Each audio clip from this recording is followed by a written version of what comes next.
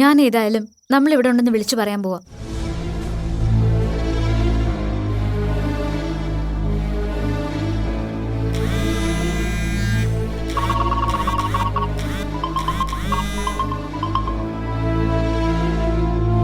നോക്ക്, 137 miss call alert ഉണ്ട്.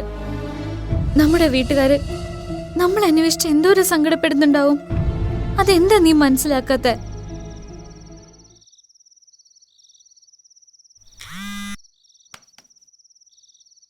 അവരുടെ സങ്കടങ്ങളൊക്കെ അവിടെ നിൽക്കട്ടെ. അതിനു മുമ്പ് നീ എന്നോട് ചോദിച്ചു എന്താ ഞാൻ ഇങ്ങനെയെന്ന്, എന്താ എൻ്റെ പ്രശ്നമെന്ന്. Yes, I have A problem. ഇതുവരെ നിന്നോട് പോലും ഷെയർ ചെയ്യാത്ത ഒരു പ്രശ്നത്തിലാണ് ഞാൻ. മണിക്കൂറുകളുടെ വ്യത്യാസത്തിൽ മാത്രം ജനിച്ച രണ്ടുപേർ. ആ അർത്ഥത്തിൽ ജനിച്ചപ്പോൾ മുതലേ കൂട്ടുകാരായവരാ നമ്മൾ മാത്രമല്ല, നമ്മുടെ വീട്ടുകാരും. പരസ്പരം അങ്കിളും ആൻറ്റി എന്ന് വിളിക്കുമെങ്കിലും പേരൻസിൻ്റെ കാര്യത്തിൽ നമ്മൾ വളരെ ലക്കിയാ.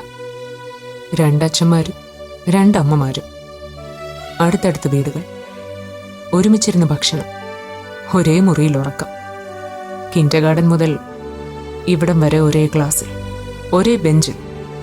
അങ്ങനെ ഊണിലും ഉറക്കത്തിലും പിരിയാത്തൊരു സൗഹൃദം. In all sense. അപ്പോ കം ടു ദ പോയിന്റ്. നീ ഇപ്പൊ പറഞ്ഞതൊക്കെ എനിക്കും അറിയാവുന്ന കാര്യങ്ങളാ. What's your real problem? അത് പറ. നമ്മളെപ്പോലെ തിക് ഫ്രണ്ട്സായ 2 പെൺകുട്ടികൾ. അവരുടെ ഫ്രണ്ട്ഷിപ്പിലും ജീവിതത്തിലും മറ്റുള്ളവർക്ക് സംശയിക്കാൻ എന്തെങ്കിലും ഉണ്ടോ? എന്നിട്ടും നമ്മളെക്കുറിച്ച് ക്യാമ്പസിൽ അങ്ങനെ ഒരു കഥ പരക്കുന്നുണ്ടെന്ന് കേട്ടപ്പോൾ നീ വല്ലാതെ ഭയന്നു അല്ലേ? ഇനി ആ 2 പെൺകുട്ടികളിൽ ഒരാൾ ആണാണെങ്കിലോ? അല്ലെങ്കിൽ അവൾക്ക് ആണിന്റെ മനസ്സും ആഗ്രഹങ്ങളും ഉണ്ടെങ്കിലോ? അപ്പോ വാട്ട് യു മീൻ? എന്തൊക്കെയാ നീ പറയുന്നേ? സത്യം. ഇത്രയും നാൾ നിന്നിൽ നിന്ന് പോലും മറച്ചു വെച്ച് ഞാൻ ഒറ്റയ്ക്ക് മനസ്സിൽ കൊണ്ടു നടന്ന സത്യം. അപ്പു എന്ന ഞാൻ ട്രാൻസ്ജെൻഡർ ഇൻഡിക്കേഷൻസ് ഉള്ളൊരു വ്യക്തിയാണ്. പെണ്ണായി പിറന്നിട്ടും ആണായി ജീവിക്കാൻ ആഗ്രഹിക്കുകയും സ്വപ്നം കാണുകയും ചെയ്യുന്ന ഒരാൾ. എ ട്രാൻസ്മാൻ. അതേ മാളു, ഞാൻ പറഞ്ഞത് സത്യമാണ്. അപ്പോ ഈ ഒരു സിറ്റുവേഷൻ അല്ലായിരുന്നെങ്കിൽ നിന്റെ ഈ കോമഡി ഞാൻ ഭയങ്കരമായിട്ട് എൻജോയ് ചെയ്തേനെ. പക്ഷെ ഇപ്പൊ അതിനുള്ള മൂഡിലല്ല. തമാശ മതിയാക്കപ്പോ. തമാശയല്ല ഇത്, എന്റെ ലൈഫാണ്. നീ എന്നൊന്ന് വിശ്വസിക്ക. കുഞ്ഞുനാളിൽ നമ്മളെ കിഡ് ഷോപ്പിലേക്ക് കൊണ്ടുവന്നത് നീ ഓർക്കുന്നില്ലേ? നീ എപ്പോഴും ബാർബി ഗേളിനെയും മറ്റു സുന്ദരി പാവകളെയൊക്കെ സ്വന്തമാക്കി. ഞാൻ വിമാനങ്ങളുടെയും കാറുകളുടെയും JCBയുടെ ഒക്കെ ലോകത്തായിരുന്നു. അതുപോലെ ഡ്രസ്സുകളുടെ കാര്യത്തിലും നമുക്ക് 2 ഇഷ്ടങ്ങളായിരുന്നു. പട്ടുപാവാടകളിലും ഫ്രോക്കുകളിലും ഒക്കെ നീ സന്തോഷം കണ്ടെത്തുമ്പോൾ ആൺകുട്ടികളെ പോലെ ട്രൗസറും ജീൻസും ഷർട്ടും ഒക്കെ ആയിരുന്നു എനിക്കിഷ്ടം. നമ്മുടെ വളർച്ചയുടെ ഓരോ ഘട്ടങ്ങളിലും എനിക്ക് അത്തരം ഇഷ്ടങ്ങൾ കൂടി വന്നിട്ടേ ഉള്ളൂ. സ്കൂളിൽ ഷർട്ടും സ്കേർട്ടും ആയിരുന്നു നമ്മുടെ യൂണിഫോം. ഷർട്ടിൻ്റെ കൂടെ ബോയ്സിനെ പോലെ ട്രൗസർ ഇട്ട് നടക്കാൻ കഴിഞ്ഞിരുന്നെങ്കിൽ എന്ന് ഞാൻ ആഗ്രഹിച്ചിട്ടുണ്ട്. നിനക്ക് ഓർമ്മയില്ലേ, 8th സ്റ്റാൻഡേർഡിൽ ജോഷി കുര്യന്റെ ബാഗിൽ നിന്ന് അവന്റെ സ്പോർട്സ് ട്രൗസർ ഞാൻ മോഷ്ടിച്ചത്? എന്നിട്ട് അത് വീട്ടിൽ കൊണ്ടുവന്ന് ഞാൻ ഇട്ടു നോക്കിയപ്പോ അമ്മയോ ആന്റിയോ അറിഞ്ഞ പ്രശ്നമാവോന്ന് പേടിച്ച് നീ അത് ഞാൻ പോലും അറിയാതെ ഡ്രെയിനേജ് കൊണ്ട് കളഞ്ഞത്. അതിന്റെ പേരിൽ ഞാൻ നിന്നോട് 2 ദിവസം പിണങ്ങി നടന്നത്. അതൊന്നും പ്രായത്തിന്റെ അവിവേകത്തിൽ ചെയ്തു പോയ തമാശകളായിരുന്നില്ല, എന്റെ മനസ്സായിരുന്നു. അപൂർവ എന്ന പേര് ചുരുക്കി എല്ലാവരും എന്നെ അപ്പൂന്ന് വിളിക്കുമ്പോൾ എനിക്ക് എന്ത് സന്തോഷമാണെന്നോ.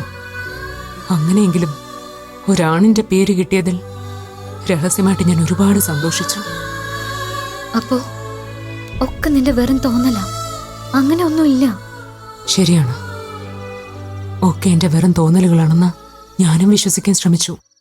പക്ഷെ എന്റെ മനസ്സ് അതല്ല യാഥാർത്ഥ്യമെന്ന് എപ്പോഴും ഓർമ്മിപ്പിച്ചുകൊണ്ടിരുന്നു. നീ അറിയാതെ ഞാൻ ട്രാൻസ്ജെൻഡേഴ്സിനെ കുറിച്ചും അവരുടെ ഫിസിക്കൽ ആൻഡ് മെന്റൽ സിറ്റുവേഷനെ കുറിച്ചുമൊക്കെ നെറ്റിൽ സെർച്ച് ചെയ്തുകൊണ്ടിരുന്നു. കുഞ്ഞുനാളിൽ കളിപ്പാട്ടങ്ങളോട് തോന്നിയ കൗതുകം മുതൽ ഡ്രസ്സിന്റെയും ഹെയർ കട്ടിന്റെയും ശരീരഭാഷയുടെ ഒക്കെ കാര്യത്തിൽ എന്റെ രീതികൾ ഒരു ട്രാൻസ്മെന്റ് ജീവിതവുമായി പൊരുത്തപ്പെടുന്നതായിരുന്നു. എല്ലാ മാസവും ഞാനൊരു പെണ്ണാണെന്ന് അടയാളപ്പെടുത്താൻ കടന്നു വരുന്ന 5-6 ദിവസങ്ങൾ, ആ ദിവസങ്ങളെ എനിക്കെന്ത് പേടിയാണെന്നോ അറപ്പും വെറുപ്പുമാണെന്നോ. ആ ദിവസങ്ങളിൽ ഞാൻ നിന്നോടും മറ്റുള്ളവരോടും കാരണമില്ലാതെ വഴക്കിടും. ദാ ഇന്നും ഇഷ്ടമില്ലാത്തൊരു കാര്യം കേട്ടതിന്റെ പേരിൽ കൂടെ പഠിക്കുന്ന ഒരുത്തിന്റെ തലയടിച്ച് പൊട്ടിച്ചതും എനിക്ക് എന്നോട് തന്നെയുള്ള ദേഷ്യം തീർക്കലായിരുന്നു. പെണ്ണാണ് നീയെന്ന് ശരീരം ഓർമ്മിപ്പിക്കുമ്പോഴും ആണായി ജീവിക്കാൻ എന്റെ മനസ്സ് എന്നോട് തന്നെ യുദ്ധം ചെയ്തുകൊണ്ടിരിക്കുക മാളു. സത്യമാണ് മാളു, ആണിന്റെ മനസ്സും ആഗ്രഹങ്ങളുമായി ജീവിക്കുന്ന ഒരാളാണ് ഞാൻ. എനിക്ക് ഇനിയെങ്കിലും ഒരാണായി ജീവിക്കണം. അതിനെന്നെ ഒന്ന് സഹായിക്കും മാളു. നിനക്ക് മാത്രമേ അതിന് കഴിയൂ. അപ്പോ നിന്നോട് പറയാതെ ഇത്രയും നാൾ ഞാനിത് മനസ്സിൽ കൊണ്ട് നടക്കായിരുന്നു. എല്ലാം നിന്നോട് പറഞ്ഞു കഴിഞ്ഞപ്പോ എനിക്ക് എന്ത് ആശ്വാസമായിരുന്നോ. നിന്നോട് പറയാതെ ഇത്രയും നാൾ ഞാനിത് മനസ്സിൽ കൊണ്ട് നടക്കായിരുന്നു. എല്ലാം നിന്നോട് പറഞ്ഞു കഴിഞ്ഞപ്പോ എനിക്ക് എന്ത് ആശ്വാസമായിരുന്നോ.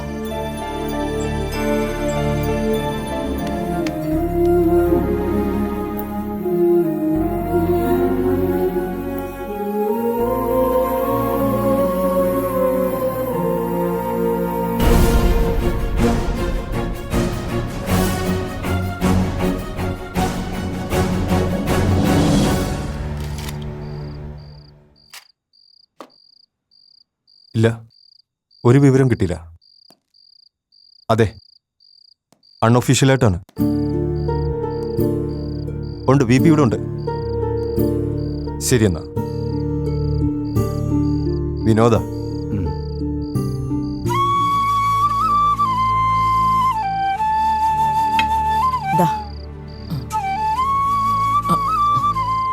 അമ്മ പോയി കിടന്നോളൂ. ഉറക്കം ഉളച്ചിട്ട് ഈ തലവേദന. അങ്ങനെ അങ്ങ് ഉറങ്ങാൻ പറ്റുമോ? ചെന്ന് കിടന്ന ഉറക്കം വരണ്ടേ? എന്റെ നാരായണസ്വാമി, പിള്ളേർക്ക് ഒരു കുഴപ്പവും വരാതെ ഇങ്ങ് കൊണ്ടു തന്നേക്കണേ. അമ്മയൊന്ന് സമാധാനപ്പെട്. പോലീസ് അന്വേഷിക്കുന്നുണ്ടല്ലോ. അന്വേഷിച്ചിട്ട് എന്തായി? ശിവൻ പോയിട്ട് കുറെ നേരം ആയല്ലോ. പോലീസിന് ഇതുവരെയും വിവരമൊന്നും കിട്ടിക്കാണില്ല.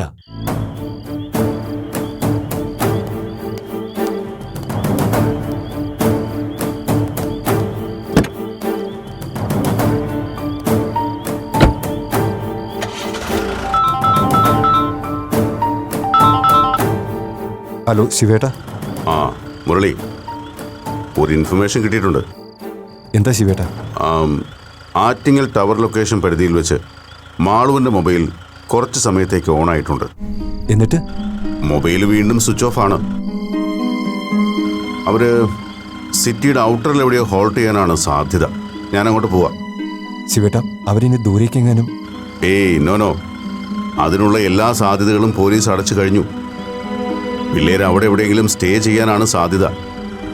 എല്ലാ ഹോട്ടലുകളും ഹോം സ്റ്റേയും ഹോസ്റ്റലും അടക്കം പോലീസ് പരിശോധിക്കുന്നുണ്ട്. ശിവേട്ടാ, ഞാനങ്ങോട്ട് വരാം. അതിൻ്റെ ആവശ്യമില്ല, ഞാനുണ്ടല്ലോ. എന്തെങ്കിലും അറിഞ്ഞാൽ ഉടനെ വിളിക്കാം. ഓക്കെ? ശരി ശിവേട്ടാ. ശിവേട്ടൻ എന്താ പറഞ്ഞത്?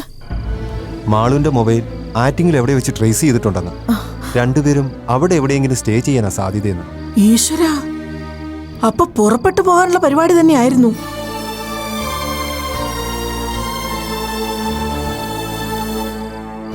പെങ്കൊച്ചുങ്ങൾ ഇങ്ങനെ തുടങ്ങിയ എന്താ ചെയ്യുക? VP, നമുക്ക് അങ്ങോട്ടൊന്ന് പോയാലോ? മുരളി ഇവിടെ നിൽക്ക്, ഞാൻ പോയിട്ട് വരാം. ആ ശിവന്റെ നമ്പർ എനിക്കത് ഫോർവേഡ് ചെയ്തേക്കും. എന്നാ ഞാനും കൂടി അങ്ങോട്ട് വരാം. വേണ്ട അമ്മി മാമ, ഞാൻ തനിച്ച് പോയിക്കോളാം. നമ്മളെല്ലാവരും കൂടി കണ്ടാൽ കുട്ടികൾക്ക് അതൊരു പ്രശ്നമാവും.